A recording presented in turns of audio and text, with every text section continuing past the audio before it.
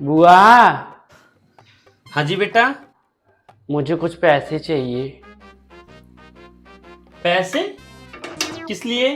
बुआ, सारे बच्चे होली खेल रहे हैं, मुझे भी खेलना है, तो मुझे कलर और पिचकारी के लिए पैसे चाहिए। चिंटू, बेटा होली आज की थोड़ी है, अभी होली में 2-3 दिन है। और वैसे भी जब तुम्हारे फूफा लिस्ट बनाएंगे ना तो उसमें कलर पिचकारी में सब लिखवा दूंगी। अभी एक काम करो, फूफा से जाके पैसे लो। ठीक है बुआ। फूफा, मुझे कुछ पैसे दे दो। सुनिए, इसे कुछ पैसे दे दीजिए। ठीक है, ये ले बेटा। थैंक यू फूफा। अरे यार जल्दी टिफिन रेडी करो, मुझे लेट हो रहा है। बस बस हो गया, टिफिन ही लगा रही हूं। सुनिए, उठ जाइए। 10-5 मिनट। 30 मिनट से यही बोल रहे हो आप। उस दिन तो बड़ा बोल रहे थे मैं अपनी वाइफ को ऑफिस छोड़ने डेली जाया करूंगा। अब चलिए वरना मुझे ऑफिस के लिए लेट हो जाएगा।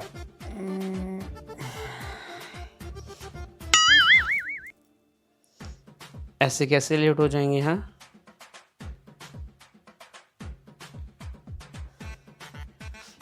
बस यही करा लो आपसे। छोड़िए और चलिए मुझे ऑफिस छोड़ दे।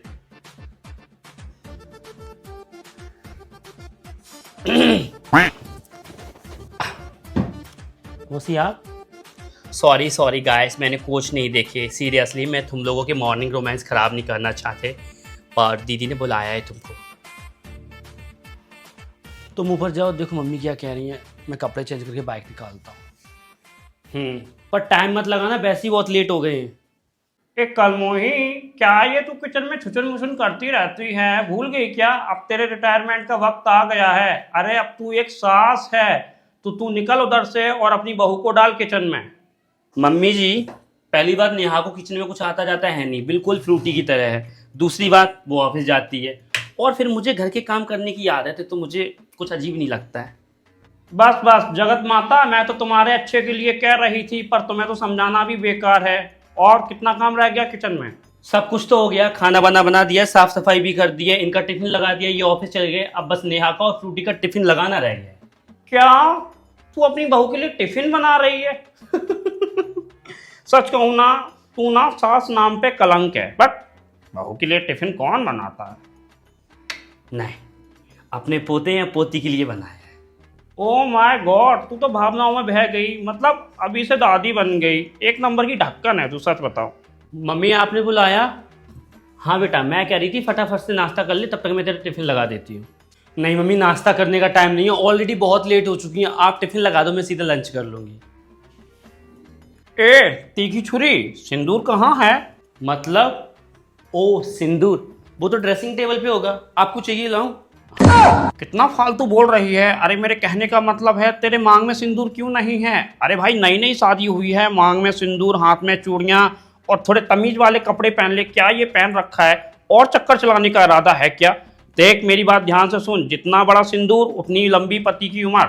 अच्छा, इस हिसाब से पापा जी को तो कब का निपट जाना चाहिए था, क्योंकि मम्मी जी तो सिंदूर लगाती नहीं है। बस मुंह जोरी करा लो मैडम से। एक कलमोही, तेरी बहू कभी नहीं सुधरने वाली। अब देखना, ये मैडम करेंगी ऑफिस में काम और तुम करोगी घर में झाड़ू पोंछा बर्तन। ये ले अपना टिफिन। Thank you mummy. और दादी, थोड़ा कम बोला करो, इस उम्र में लोग बोलते हुए नहीं बल्कि भजन कीर्तन करते हुए अच्छे लगते हैं। Bye mummy. देखा देखा, कितना फालतू बोल के गई है। एक नंबर की बदतमीज है, पता नहीं क्या संस्कार दिए हैं इसके माँ बाप ने इसे। फ्रूटी उठ जा बेटा, कॉलेज नहीं जाना। मैं तेरा टिफिन लगा रही हूँ, जल्दी से उठ। ये देखो, मेरी बात तो सब इग्नोर करना सीख गए हैं इस घर में। अब किसी को शौक ही हो कांताबाई करने का, तो मैं क्या कर सकती हूँ? तू याद रखना, तू सबकी आदतें खराब कर रही है, अपनी बेटे की, अपनी बहू की और सास की भी तो कर रखी है। मैं भी देखती हूँ तू कब तक अच्छी सास होने का नाटक करती है। देखना, एक ना एक दिन तेरे अंदर की सास जागेगी ही जागेगी, तब मेरे पास आएगी तू। हट। इसका टिफिन टिफिन कहाँ है इसका? इस लड़की का कुछ नहीं हो सकता है, लगता है कल इसने फिर अपने बैग से टिफिन नहीं निकाला। टिफिन ये रहा। ये क्या है?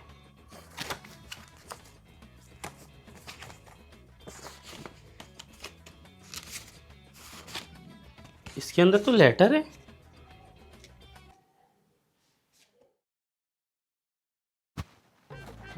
मामा मेरा टिफिन।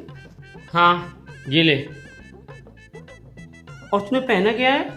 मामा मैं बड़ी हो गई हूँ, स्कूल से कॉलेज में आ गई हूँ, इसलिए स्कर्ट शर्ट पहनना छोड़ दिया। कुछ ज्यादा ही बड़ी हो गई हो तुम। ये लो टिफिन। Thank you. और आज तुमसे मुझे कुछ जरूरी बात करनी है। बोलो ना। नहीं अभी नहीं, कॉलेज हुआ उसके बाद। Okay bye.